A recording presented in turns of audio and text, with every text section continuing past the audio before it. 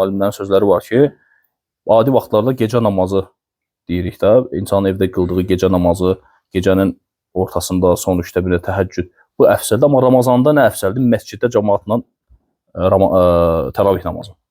Məsciddə cəmaatla təravih namazı. Nəyə görə əfsəldir bu? Çünki Allah Rəsulü sallallahu aleyhi ve sellem bunu qıldı səhabələri ilə. Bir gün, 2 gün sonra gördü ki, cəmaat get-gedə çoxalır, gəlmədi. Yəni, niyə görə gəlmədi? Fərz olmasından ehtiyat eləyərək qorxuraq ki, ümmətinə fərz buyururlar. Amma gəlmişdi, cəmaatla qıldırdı. Deməli, həmin ayda alimlər deyir ki, əfsəl olan nədir? Təravih namazının məsciddə cəmaatla qılınması. Və həmçinin, yəni imam bitirənə qədər. İmam bitirənə qədər. Çünki hədisi bilirsiniz ki, Allah Resulü sallallahu aleyhi ve sellem deyir ki, kim imamla qılarsa, hətta yənsərif gəlir. Hətta yənsərif. Yəni, imam bitirib gedənə qədər. Kutibə ləhu qiyamul leyl. Ona tam yəni gecə namazı savabı yazılar. Yəni 8-dən durub çıxmaq yox, nə bilim, müəyyən namazı tərk edib getmək yox, axıra kimi dayanırsan. Axıra kimi dayanırsan. İmam 20 qıldı, dayanmıram, belə şey yoxdur.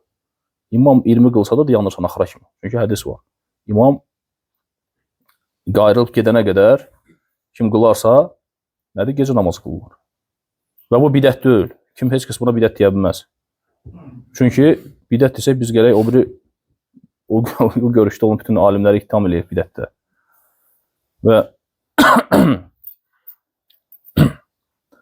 Allah Resulü sallallahu aleyhi ve sellem deyir ki, salatul leyl, qiyamul leyl, məsnə.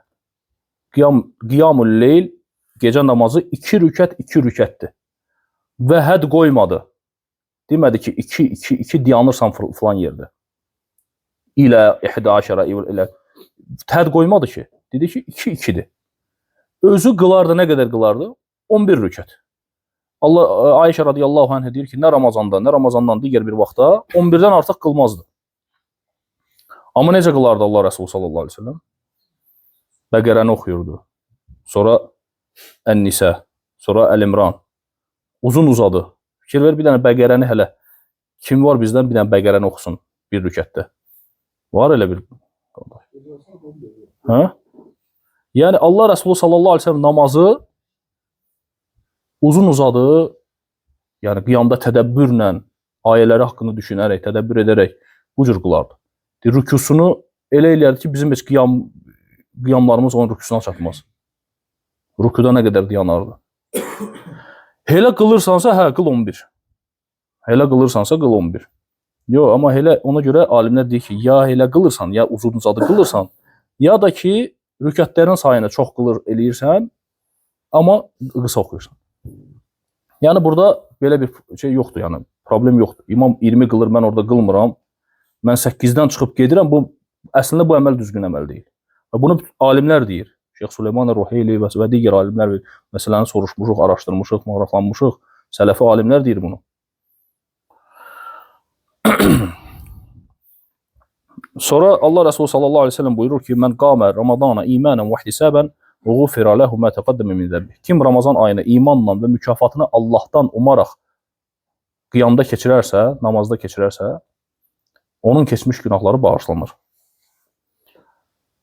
Və Ən-Nəvəvi rahimehullah deyir ki, Ramazanı qiyamla keçirtmək deyəndə burada nə qəsd olunur? Təravih namazları.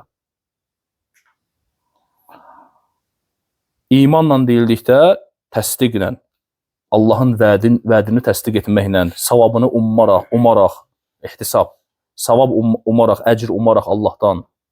Bu şəkildə qiyamul leyl, yəni təravih namazını bu şəkildə kim keçirərsə, onun keçmiş günahları deyib bağışlanır. Və digər bir hədisdə Allah Resulü sallallahu aleyhi ve sellem buyurur ki, mən samə Ramadana imanən və ihtisabən ğufira lehu ma taqaddama min zəmbi. Kim Ramazan orucunu imanla və ihtisabla, yəni mükafatını Allahdan umaraq keçirərsə, keçmiş günahları bağışlanır. Yenə də burada ihtisab kəlməsi var. İhtisab nədir? Allahdan əcr ummaq. Yəni, ona görə bu ihtisab məsələsinə də insan diqqət yetirməlidir. Yəni, əməl eləyirsən və Allahdan əcr umursan. Əcri umursan Allahdan.